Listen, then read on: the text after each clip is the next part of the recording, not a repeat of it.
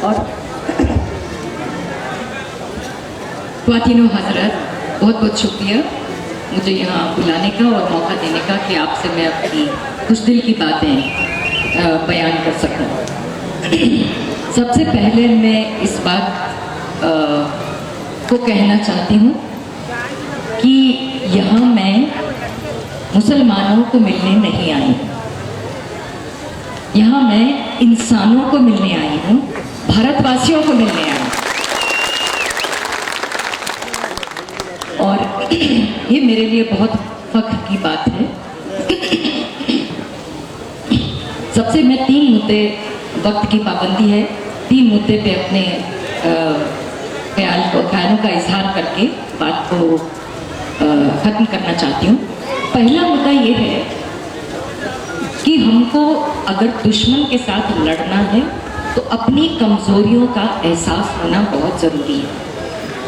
हम लोग दुश्मन को बुरा भला डंडा मारते रहेंगे, सब कुछ करते रहेंगे, वो तो जो है वो है, लेकिन हमको अगर ये जंग जो इंसानियत का, जो इंसाफ का, जो एक इंसानी हक की लड़ाई है, जो एक समानता, ऊंच नीच से को इस देश से निकालने की जो लड़ाई है, ऊंच नीच, भेदभाव, जातिवादी का अंतर, मजहब का अंतर, इस चीज को इस देश के सोच से, जहन से निकालने का जो हमारा जंग है, सिर्फ मोदी शाह से लड़ाई बंद नहीं हो जाती।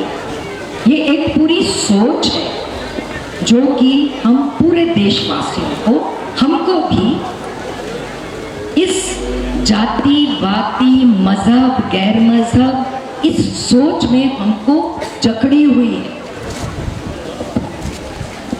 इस सोच में हमको जकड़ी हुई है, हम इसमें ट्रैप हुए हैं। तो इसमें सबसे बड़ी बात है कि हम लोग अपनी जो पहचान है, इसको हम इंसानियत की पहचान नहीं मानते। हम लोगों की आदत है, मानसिक सोच है कि हम मजहबी पहचान से अपनी पहचान को डिफाइन करते हैं। इसको अंग्रेजी में कहते हैं आइडेंटिटी पॉलिटिक्स। तो जब मजहब खुदा की इबादत से एक पॉलिटिकल, सियासती पहचान में बदल जाता है तो इबादत नहीं रहती, वो सियासत बन जाता है। और ये सियासत का शिकार हम सब लोग बन जाते हैं, क्योंकि अपने दिलो दिमाग में हम एक इबादत का मजहब, जो दिल से हम ऊपर वाले के साथ हम जो एक कनेक्ट करते हैं, एक रिश्ता बांधते हैं, वो एक अलग चीज है। लेकिन सियासती मजहब जो है उसमें इबादत वगैरह बाजू रह जाती है। सियासती लड़ाई, पावर की लड़ाई जो है वो हावी हो जाती है। और ये कमजोरी हर एक मजहब में है, मुसलमानों में भी है, हिंदुओं में भी है, ईसाइयों में भी है, सिखों में भी है। इसका नतीजा ये है कि हम सब लोग एक दूसरे से बंटे हुए हैं। हमको ये ज्यादा इम्पोर्टेंट है कि मैं मुसलमान हूँ, मैं सिख हूँ, मैं हिंदू हूँ, ये ज्यादा हावी हो जाता है। और इंसानी एकता का जो मुद्दा है वो कहीं पीछे रह जाता है। एक छोटा सा लतीफा सुनाती हूँ। मिल्खा सिंह एक रनर थे, यहाँ के बहुत मशहूर, सरदार ओलंपिक्स में भी गए। उनके बारे में एक दिन रात को 2 बजे वो भाग रहे थे, तो कुछ पुलिस वालों ने देखा। हमारे पुलिस के मेहमान यहाँ भी हैं, मैं उनका भी खैर मकदम करना चाहती हूँ। आरएसएस के लोग भी होंगे, सीआईडी, आईबी, इंटेलिजेंस, सब लोग उनको जयराम जी के काम कर रहे हैं लोग। तो वो पुलिस वालों ने उनको पूछा, सरदार जी 2 बजे रात को क्यों भाग रहे हैं? कहते अरे मेरे चोर आ गया था, चोर, हमारे घर में चोर को पकड़ने भाग रहा हूँ। तो पुलिस वालों ने कहा अरे बताइए कहाँ चोर है, हम अभी पकड़ते हैं। तो सरदार जी ने, मिल्खा सिंह ने कहा अरे वो तो बहुत पीछे रह गया।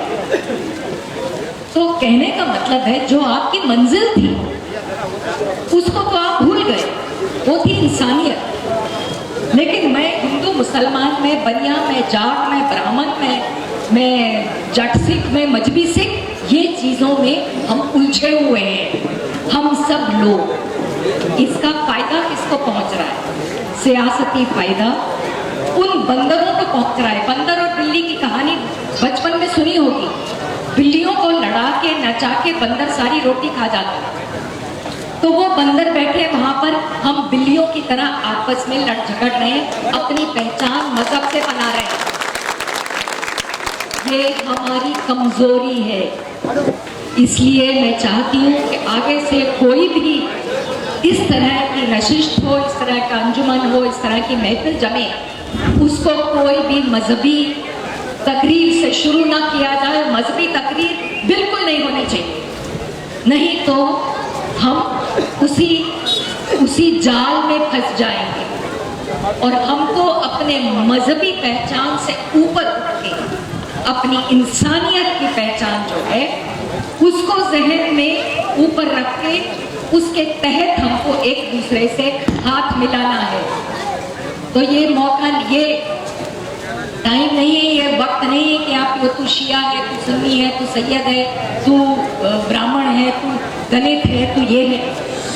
ये जो डिविजन्स हैं, ये जो बांटा हुआ मजहब है, इस वजह से हम लोग कमजोर हैं। और ये कमजोरी का नतीजा क्या है?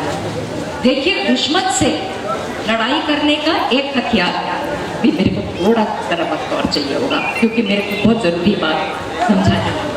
इसका ये है कि वो जो दुश्मन है, वो उसके खिलाफ हमारे पास कोई हथियार नहीं है, कोई बंदूक नहीं है, कोई बम नहीं है, और हम उसको मानते भी नहीं। अभी वही हाल ही में बीजेपी का नया चीफ आया है, कोई क्या नाम है उसका, कोई तेलंगाना के स्टेट का, उसकी स्टेटमेंट है तुम पत्थर मारोगे तो हम बम मारेंगे। ऐसी बकवास जो है, इसको हम नहीं मंजूर करते। हमारे एक ही ताकत है, वो है हमारी एकता, हमारा इकट्ठापन। और वो तभी होगा जब हम अपनी मजहबी पहचान से ऊपर उठें। इसका ये मतलब नहीं कि हम मजहब को माने नहीं, जो कि हर एक इंसान का हक है। सिर्फ आज़ादी नहीं, हक भी है। तो एक तो मुद्दा ये है कि हम लोग जो अपनी पहचान है, इंसानी पहचान करें, और एक दूसरे से अलहदापन का जो नजरिया है उसको काट के हाथ मिलाएं। तभी हम इस जन सैलाब से, इन माइनॉरिटी गवर्नमेंट, माइनॉरिटी मुसलमान नहीं है, क्रिश्चियन नहीं है, सिख नहीं है, माइनॉरिटी ये पावर मॉन्गर्स हैं, ये ब्राह्मणवाद के जो नजरिया चलाते हैं वो माइनॉरिटी में है, और वो पूरी मेजॉरिटी के ऊपर अपनी गैर कानूनी और बर्बरता की हुकूमत चला रहे हैं। तो उनके खिलाफ अगर जंग जीतना है तो इकट्ठे हो। फाइनल बात जो है वो ये है कि आज के हालात में एक बहुत छोटा सा वाकया हुआ था हाल ही में। एक बेचारे ड्राइवर ने, बस ड्राइवर ने, गरीब आदमी, ऑर्डिनरी पर्सन, उसने एक वीडियो वायरल कर दिया, ऑडियो वायरल कर दिया, जो आप सब लोगों ने देखा होगा कि हमारे हैदराबाद में भी वही खतरा है जो दिल्ली में हुआ है। उसने आगाह किया, तो कोई गाली नहीं निकाली, कोई दोष नहीं किया, लेकिन हमें अपनी सरकार पे एतबार नहीं है क्योंकि दिल्ली में ये बर्बरता हुई, और इसका पूरा सबूत है कि ये वहाँ की पुलिस और वहाँ के जो सरकारी नुमाइंदों की गैर नजरी के कारण ये सब हुआ। तो इस वजह से हमें एतबार नहीं है, और हमें डर है कि हो सकता है कि हैदराबाद में भी ऐसा वाकया हो। ये आगाह करने के लिए उस बच्चे को हिरासत में ले गया, ही इज अंडर अरेस्ट अभी भी। ये बहुत ही गलत बात है।